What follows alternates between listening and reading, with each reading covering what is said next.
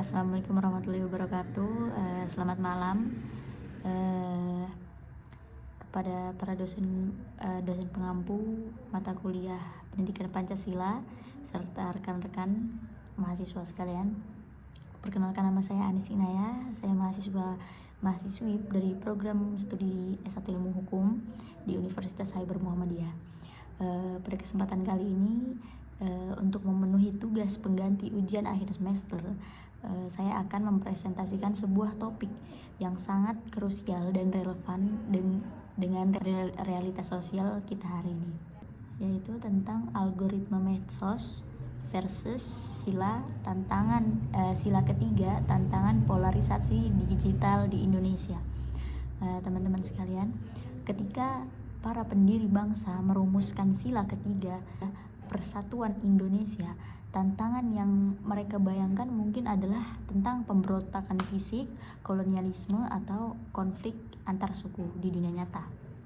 Namun, di abad ke-21 ini, medan pertempuran untuk menjaga persatuan itu telah bergeser ke ruang digital. Media sosial seperti TikTok, Instagram, X, atau juga YouTube. Jadi itu semua sudah menjadi konsumsi harian kita.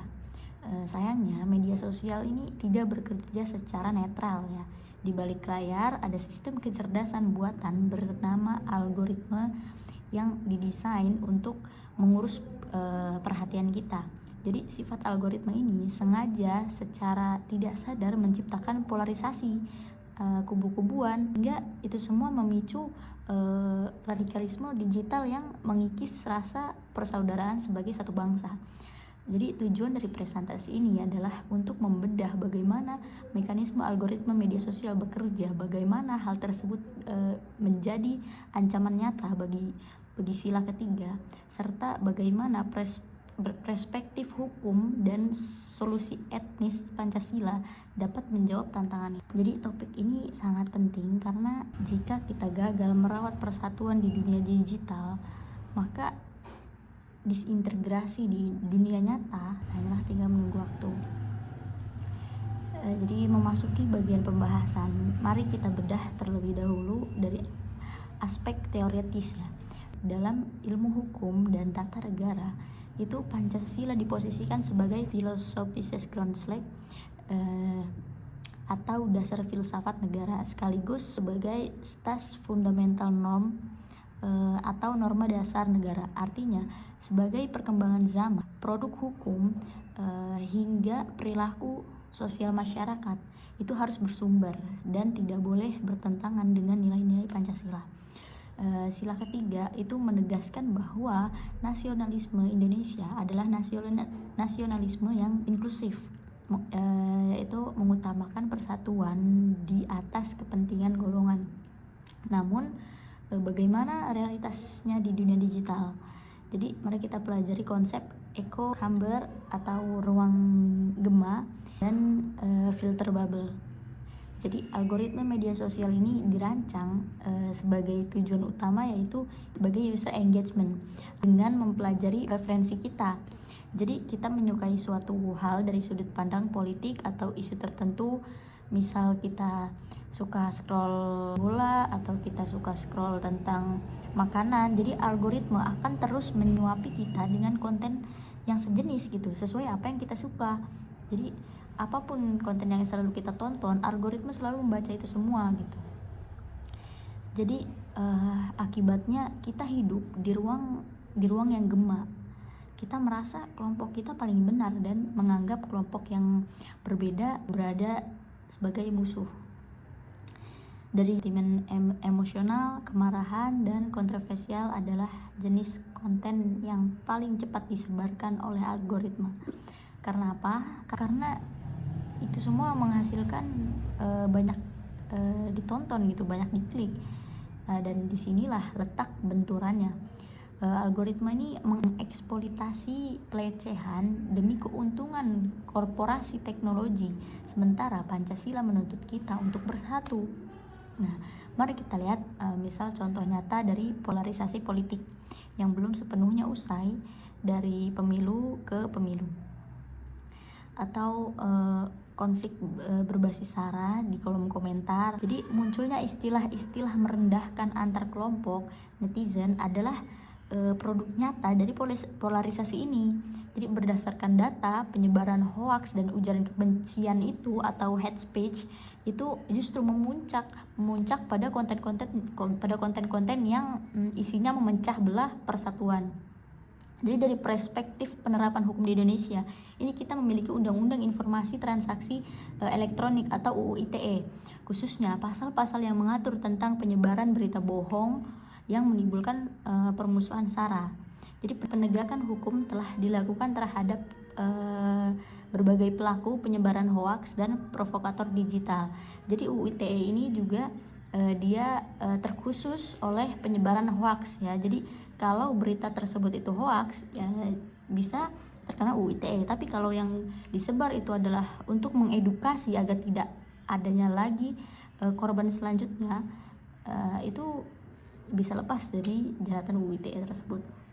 Dan tidak sedikit oknum yang menggunakan UU ITE ini sebagai tameng mereka atau sebagai kepentingan pribadi. Jika nama mereka merasa terancam, jika diri mereka merasa terancam atau anti kritik, itu mereka menggunakan undang-undang tersebut UU ITE, yang padahal UU ITE itu hanya berlaku untuk mereka yang menyebarkan hoaks atau seperti provokator digital, bukan bertujuan untuk mengedukasi.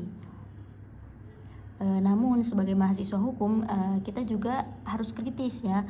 Pendekatan represif atau sekedar memenjarakan orang tidak akan menyelesaikan akar dari masalah jika sistem algoritma ini dan rendahnya literasi digital masyarakat ini tidak dibenahi. Jadi hukum pidana berfungsi sebagai ultimum remedium atau upaya terakhir. Tetapi benteng utamanya tetaplah kesadaran normal dari diri kita masing-masing.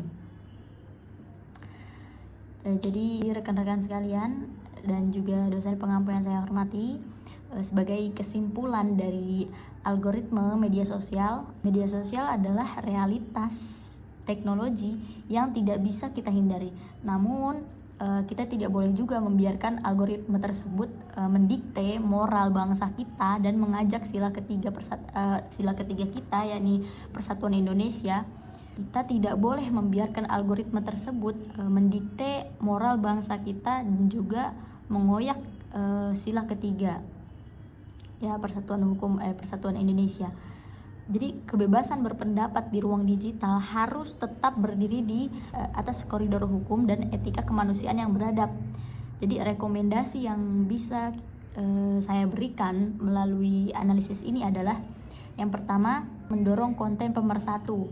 Jadi kita perlu membanjiri ruang digital dengan konten-konten edukasi, ilmu yang bermanfaat atau juga narasi yang menyejukkan untuk melawan dominasi algoritma yang memecah belah. Jadi kita harus membiasakan untuk menonton hal-hal yang lebih baik lagi lah, tidak terlalu mudah panas, atau kita bisa paham gitu mana konten yang ini bersifat mengadu domba atau mana konten yang bersifat pemersatu masyarakat gitu. Yang kedua, pendidikan literasi digital berbasis Pancasila. Ya, jadi kurikulum pendidikan kita ini harus memasuki etika bermedia sosial pastinya, karena media sosial itu udah di mana-mana, semuanya menggunakan media sosial, dari yang anak-anak sampai juga orang tua, bahkan nenek-nenek, kakek-kakek juga menggunakan media sosial gitu. Jadi media sosial ini yang bersumber dari nilai leluhur bangsa, bukan sekedar mengajarkan cara menggunakan teknologinya. Jadi kita juga harus memperbanyak edukasi atau literasi digital yang berbasis Pancasila, kurikulum pendidikan yang mengajarkan etika dalam bersosial media. Dan yang ketiga, itu ada sikap kritis atau tabayun digital. Jadi sebelum berinteraksi emosional di kolom komentar, kita tuh harus sadar bahwa mungkin kita nih sedang dimanipulasi oleh algoritma gitu. Kita harus tetap bersifat kritis atau tabayun. Jadi kita mencari tahu kebenarannya sebelum kita terprovokasi oleh komentar-komentar orang lain, komentar-komentar yang ada di sebuah video atau foto lainnya itu, jadi kita harus berpikir dengan kritis, bertabayun atau mencari tahu lebih dalam tentang kenyataan dari konten tersebut. Jadi sepertinya demikian video presentasi UAS dari saya. Semoga analisis ini memberikan manfaat dan memberikan pandangan yang baru bagi kita semua dalam merawat pemersatuan bangsa Indonesia di era modern ini. Terima kasih atas perhatiannya. Mohon maaf jika ada kesalahan dalam kata-kata atau kekurangan dari sebuah informasinya. Sekian dan terima kasih. Wassalamualaikum warahmatullahi wabarakatuh.